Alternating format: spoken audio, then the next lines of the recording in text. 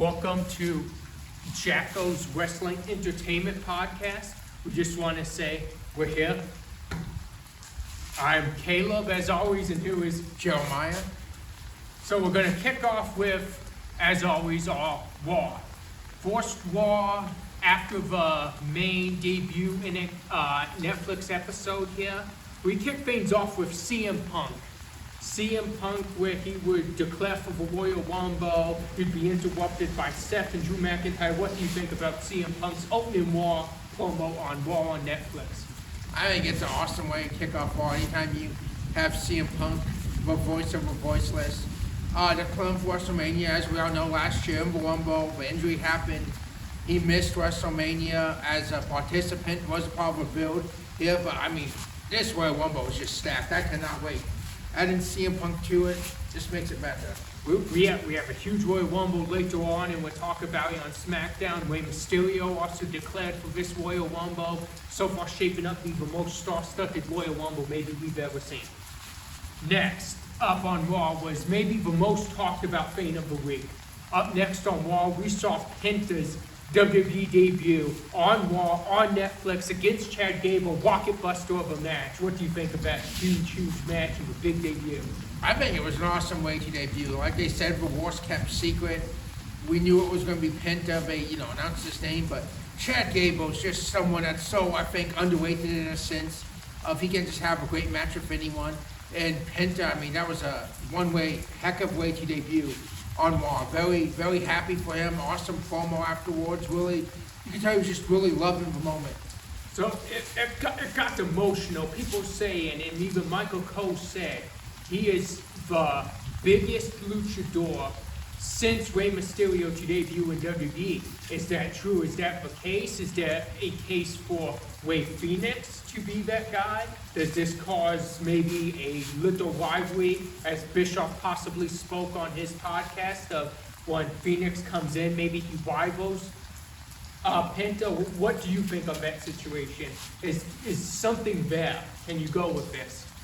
I believe you can. I mean, we know Rey Fenix is still in AEW at this moment because of an extended contract due to injury. I think he most definitely can go that route, but I think that right now we're going to see Penta do his thing, and I think when Rey Fenix debuts at least forced, they're going to be a tag team. And then we might see a rivalry down the line based off of this moment, but I believe it'll be a tag team at forced. I like that. I like the sounds of that. That would be very interesting to see the Lucha Brothers take over the WWE Tag Team division. Next up, after this huge moment, we had Sheamus defeat Ludwig Kaiser. Very good underrated match, in my opinion. What do you think of it? I have to agree. It was just anything. It's just a banger, like Sheamus says. Two great guys in the ring. They went at it, fought hard-hitting, fun match to watch. Just overall, just really good. We know what Sheamus has done. And in all honesty, I have to say, I think, even in a loss, it was a great moment for Ludwig. Just, hey, man, you can hang in front of the best of the last 10, 15 years to step in there. So I think even in a loss, it's a great moment that propels Ludwig too.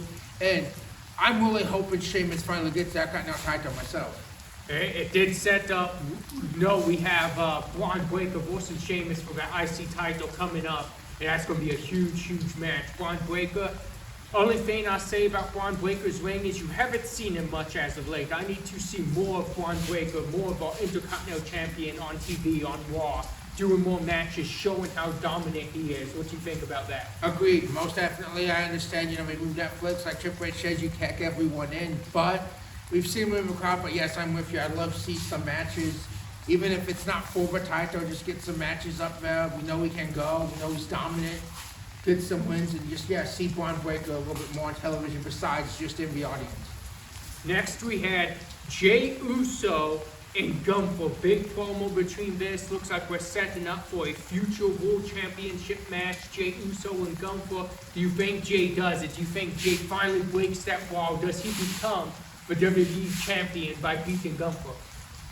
I would love to see it, and it'd be great if it happened on Saturday Night's Main Event, because then you'd be building up these Saturday Night's Main Events as, wow, anything could happen. We could have a major title change, and as much as I'd love to see it, unfortunately, I don't think it happens, and that's not a shot at Gunther. He's been a great world champion, but I don't think we're going to see it. I think we might even see Gunther here instead of Wumbo, which I guess it works out, but I still would have liked to have seen a defense after Royal Rumble myself. What do you think? I agree with you on that. I think we're missing a lot of key elements where some of the championships are being defended on these pay-per-views. I mean, as you mentioned, Triple H said it's hard to get everybody on, but you want to see both world title matches on your pay-per-views. And when you're not having it, it feels like the pay-per-view's almost lacking something. But maybe we'll get back to that. There's a lot of championships. There's a lot of great storylines going on. So we're making up for it, I think, by even when we're not having every title on the line at every pay-per-view. Agreed. Next, we saw an inaugural women's Intercontinental Championship match. We saw Lyra Valkyria become the inaugural champion by defeating Dakota Kai. What's your opinion on this big match? These women fought their hardest to become champion, and Lyra was one that walked away with the belt. I thought awesome match. Great back and forth match. I loved how it was set up. Right now they are both faces, but Dakota worked for Hill. Parts of the match, she did a really good job making Lyra look good and winning. Lyra always delivers. She did a good job in the match as well. I'm very happy for her as the inaugural Continental Champion. And I just think right now it's awesome for women's division, and just point out how they differ. You look at Lyra as the Intercontinental Champion, and you know, the face, she's going to fight everyone. And then on SmackDown, though, we have a different approach of Chelsea as United States Champion, and just a great heel, and she's not going to fight everyone. Yeah, that's true. That's true. You have two different sides for each, and I like it. I like the direction both of them's going in. Next up, we had Sami Zayn defeat The Miz. He pinned him with that Blue Thunder Bomb. What do you think of this match? Well, nice back and forth match. Very happy with Blue Thunder Bomb finally pinned someone. I think it's the first time I've ever seen it happen. Well, we see that shocked look when someone kicks out the Blue Thunder Bomb, but now next time someone kicks out Sami, that shocked look will be warranted. Exactly. Next, we had Rhea come out, kind of, don't want to say celebrate champion, but talk about finally getting past Liv, saying she's going to put the Judgment Day behind her. And she was interrupted by none other than Nia Jax. What do you think of this huge promo and possibly set up for a Goliath versus Goliath match? I have a very good promo. I am looking forward to it. I mean, you could do back that Royal Rumble if Nia's not in the Rumble and she's forcing Rhea on there, or if she does go in Rumble, you know, she's one of the ones that's very hard to eliminate. I loved the match last year at the Elimination Chamber, so sign me up anytime you're going to have those two dominant forces in the ring. And I just want to say, it happened throughout the week. So something else, Bayley came out in this. We've seen a lot of Bayley. We've seen her touch every single brand. So just stay tuned. We'll talk more about Bayley as the week goes on, because as I mentioned, she made her way across WWE this week. It was almost the week of Bayley. Then we had a huge main event.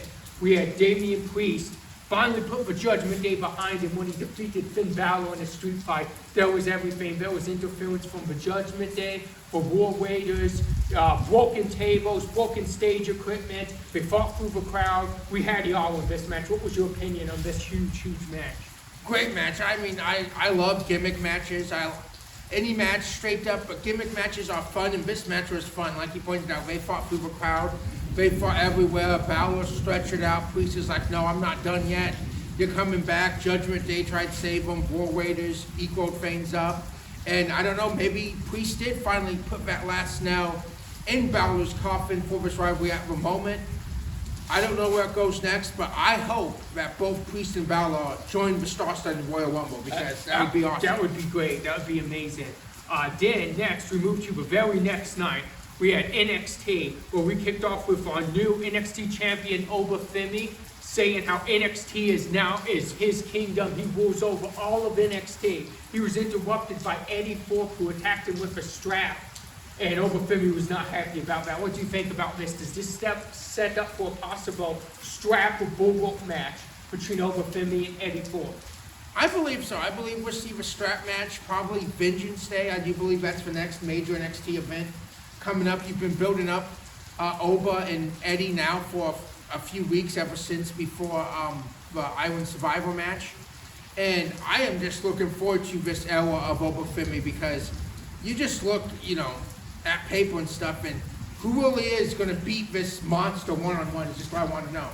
So I think we're in for a very nice swing in NXT. I do too, and I do not think Eddie Forbes the guy to put down Obafemi, the warlord of NXT.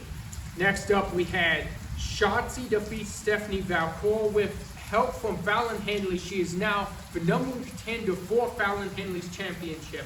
What did you think about this? I thought an awesome match. Would have liked to have seen without their influence in, but I do think that sets another layer to this storyline though, because now Stephanie was not properly beat. She did own it. I think eventually we're going to see a triple threat at Vengeance Day, which I cannot wait for. Ooh, I'd be down for that. I'd like to see that. I also like to see where they're going with Stephanie. Julia debuts. She gets NXT Women's Championship match. She loses. She wins the Iron Survivor. She finally captures that gold. But we haven't even seen Stephanie Valkyrie give that one-on-one, any type of one-on-one championship match. When she gets that, does she win the championship? It's interesting. Right now, her path seems like it's going the opposite way of Julia. What do you think about that? When does she get that one-on-one title match, and does she win the first one-on-one title match because she's gone through so much to get there? I think it's going to be a big payoff when it happens. I see, just predicting a little bit, armchair quarterback into the future a little bit. I say they do a triple threat. Fallon Henley undermines some way and pins Shotzi. But I think eventually we'll have that payoff of Stephanie Valcour beating Fallon Henley one-on-one, possibly at Stand and Deliver, which would be a huge moment for her and the fans as well. I agree. That would be awesome. We saw Ethan Page up next to beat Dante Chen. And even after the match, we saw Ethan Page beat down Javon Evans. What do you think of this? And what do you think of just a huge night for Ethan Page? He picks up a victory after the match. Javon Evans wanted vengeance, like Vengeance Day, and Ethan Page spoiled his vengeance attempt and even beat him down. What do you think of this? I just think, just being an Ethan Page fan, I think we've just seen layers of his character. So you come in as the cowardly hell, loudmouth, and now you've gone from that to this now, still loudmouth, but more of a sadistic hell that is injuring, trying to injure everyone he comes in contact with. Start off with Javon Evans, and it didn't work yet, but once Javon Evans is cleared, you have a grudge match right there, I believe, and I can't wait for it. It's going to be a good one. I completely agree with that. Up next, we had a team of Lash Legend and Jacal Jackson defeat the Unholy Union to become number contenders for the Women's Tag Championships. Is this the moment? We've seen them get title match before, Lash Legend and Jacal. Is this the moment they finally break down that glass ceiling and they finally take over as Women's Tag Champions? Is it that moment next? That's very tough. I would say maybe under any other circumstance, yes. And by the way, I think that was a great match of the night, in my opinion, on NXT. But it's just tough. You have a team firing on all cylinders right now. Bianca and Naomi, we see on SmackDown, the whip with the hair that cost Naomi the match, but they seem to get that aside. I think Naomi and Bianca retain Tuesday night. That's very interesting. I'm interested to see how that goes. We'll touch a little bit more on that when we get to SmackDown, because I have a question for you on that. But next we saw Cora Jade defeat Kiana Jordan. I thought this was a good back and forth match, and may have been the first singles win for Cora Jade since her injury return. I believe it was, at least on television. Again, both are so talented women, future of division, and just in general, the main roster guys, see what they do.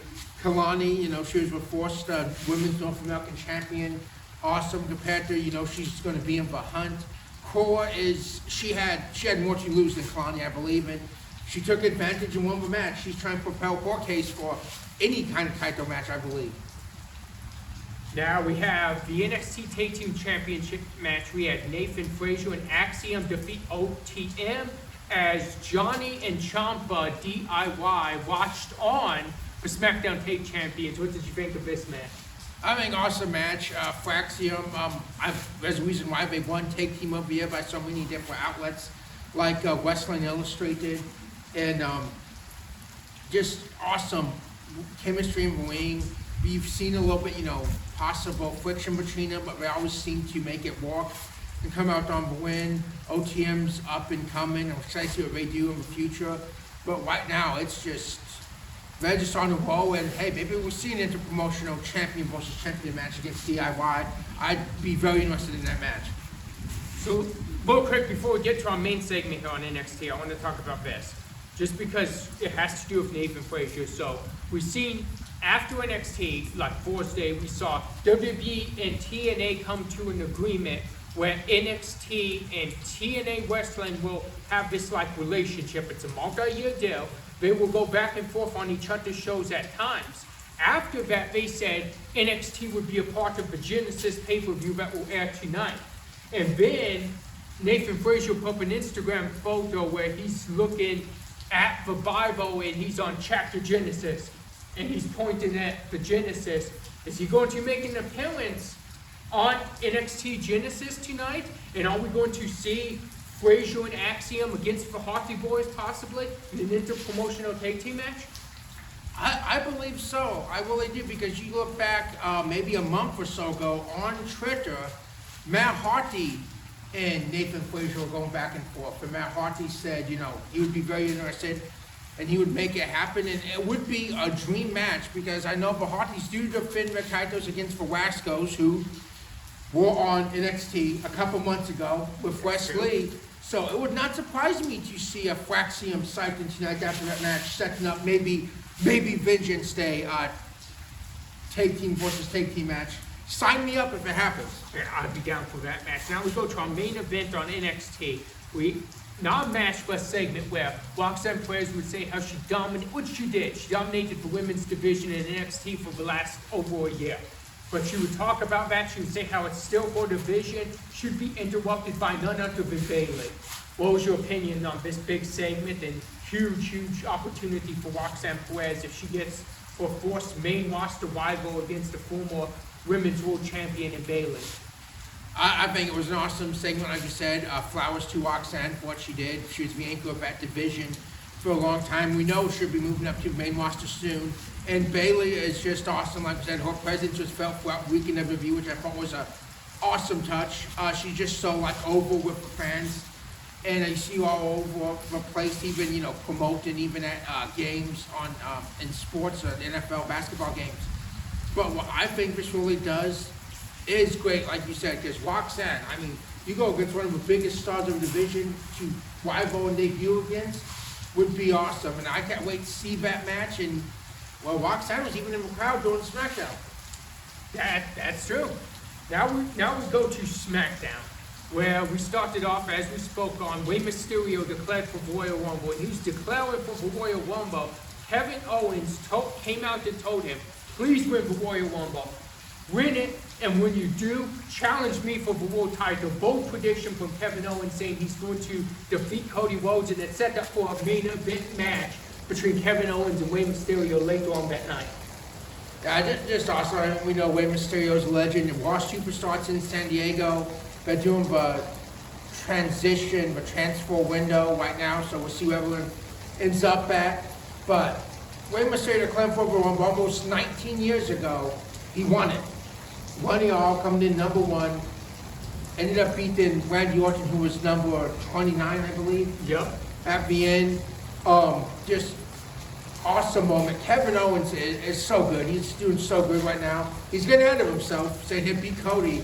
But I am happy that we saw a taste of this match on SmackDown, and I hope we see more of it. Me too, I'm with you. Next up, before the match, we had Bianca and Naomi talk, and this is what I want to talk about. So, Bianca asked Naomi if she's been looking and searching to see who attacked Jay, and she said, yeah.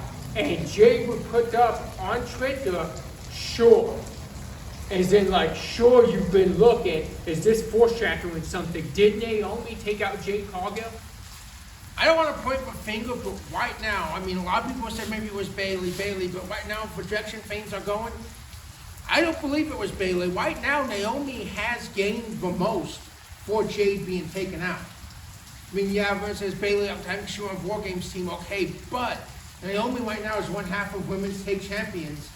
Now, in all fairness, Naomi never lost, but that's a different, subject. But she is right now, she's gained the most, and I think Jade's going to confront her sooner rather than later, if it is true. I'd love to see that, a rivalry between Naomi and Jade Cargill. Sign me up for that. Then we had Bianca and Naomi defeat Nia and Candice LeRae. They looked like a well-oiled tag team in this match. What did you think of this one? Yeah, most definitely. Like we said, they had a little talking back and forth about the miscommunication, the hell whip that cost of a match the week before. But by the time it was said and done, they looked like the tag team champions. And that's why I think Lash Legend and Jacal Jackson, Bell, watch out Tuesday night. Very true. Up next, we had Jimmy Uso against Carmelo Hayes. This match had a lot of interferences in it, to say the least. What was your opinion on this big match? Awesome match, great back and forth. I wish we would have had a winner to this match, but just what the bloodline interfering and what it set up for afterwards, I cannot wait. But Carmelo, man, he's just on the rise. I can't wait to see what he does on the main roster. We haven't seen him blast off just yet, but I know we will. And Jim's paving his own way too, so I'm happy for him as well.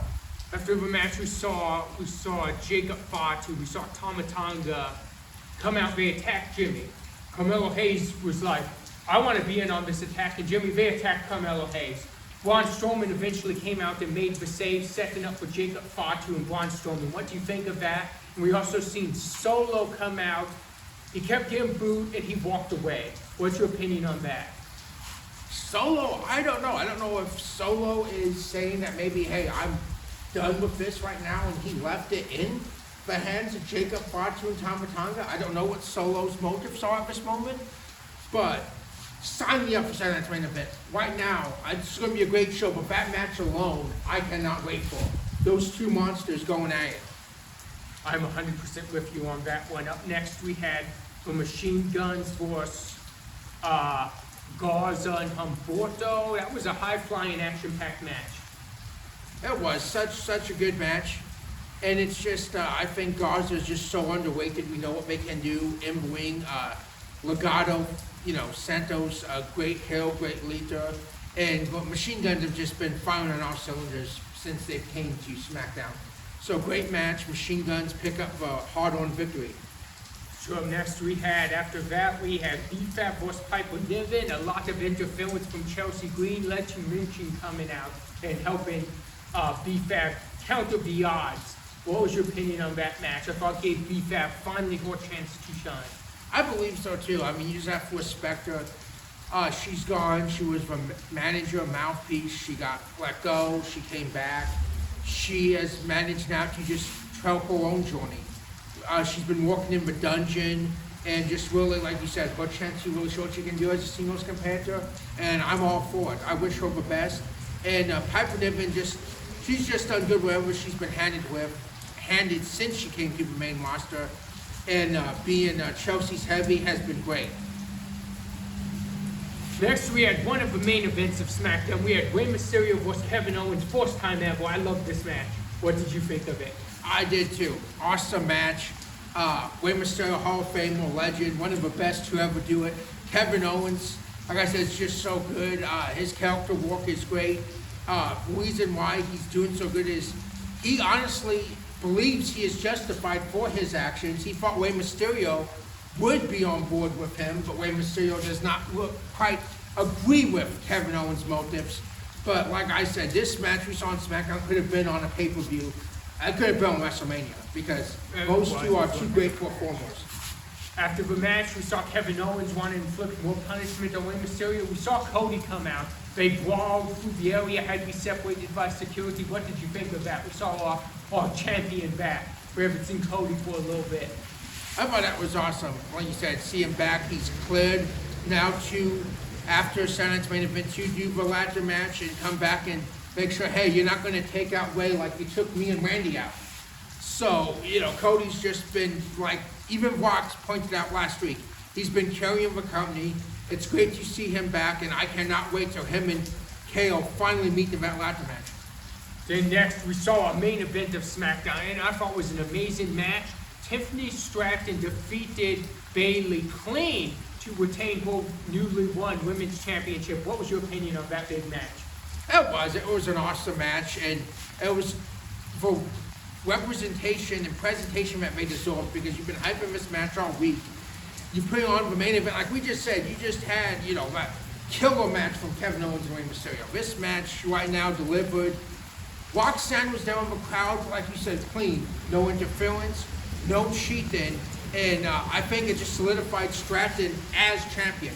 Okay, you cashed in, but now you beat Bayley clean, fair and square, after Bayley had, like we said, was the star of the week for WWE. So, and it shows Stratton can be that main event talent. We haven't got the chance to see it yet. She became champion. For that match, like you said, it solidified her ring. It solidified her as a main event superstar.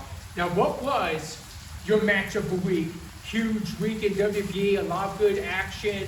What is it for you this week? And we'll get to that, but before I have a question for you about some possible foreshadowing. Before that main event match between Stratton and Bayley, we saw a vignette of a forced mention of Charlotte Flair on WWE TV in over a year. So, is she going to be back in Rumble? Do we see Charlotte Flair and Tiffany Stratton down the line with the event? Bold prediction, I'm predicting it right here. I say Charlotte returns in the Royal Rumble. She wins it all. We get to see what will be an amazing match, in my opinion. We get to see Tiffany Stratton, Charlotte Flair, WrestleMania for the Women's Championship, and I think that will be one heck of a match. Do you agree with that? Do you see it going another way? I agree with you 100%. I do believe that it will happen at WrestleMania. She could win the Rumble or even the Elimination Chamber, but I do think we're going to see that match. And I cannot wait for that to happen. Stratton has been building herself up. We all know what Charlotte can do. 24 was not the same with women's division without Charlotte Flair. So I am so happy she is coming back, because she always delivers awesome matches. That is very true. Now your match of the week. What you got for me? What do you have? Okay, so right now we're gonna name a few of them for the candidates. We're gonna name Penta and Chad Gable, just awesome match. Where it met, the debut, the back and forth. We are going to name Priest and Balor, because it was just such a fun match. It was. I love a street fight. I love a stipulation match. On NXT, we're going to name Lash Legend and Jacal Jackson against the Unholy Union. Awesome match. I believe they stole the show. SmackDown, we're going to name Kevin Owens, Rey Mysterio, and we're going to name Stratton and Bayley. Now, all of these matches were awesome. If you didn't catch anything from the show, you didn't catch all of them, I highly recommend going back and watching these matches. But I will say Stratton and Bayley as match of the week, all the hype, I feel it delivered, and I feel it solidified Stratton's reign very early. Like, hey, she cashed in, but hey, she can go. She just beat one of the best. I couldn't agree more. I think you picked an amazing match for your match of the week, and I would agree with that. I love that match. Going to take it retro here. Going to go to if you haven't seen it, go back, find it on Peacock, watch it. Last week you had an excellent pick with the Vengeance 2004 Randy Orton Edge Continental Championship match.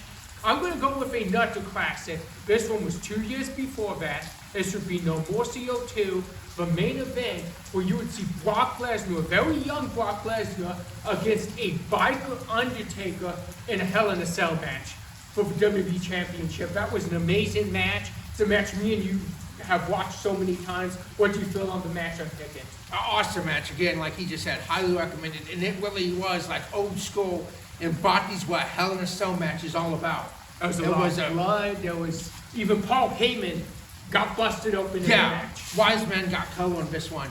It was just old school, blew off their feud for that moment in time right there. It had been building up since August, and it culminated at that No More See. It is. It's a great match. I highly recommend it, especially if you love the old school Hell in a Cell matches. This is one of the best. I agree. Thank you guys for joining us on this edition of Jacko's Wrestling Entertainment Podcast. This is Caleb and Jeremiah. As always, and we will see you next week. Don't forget to keep tuning in and hit that subscribe button.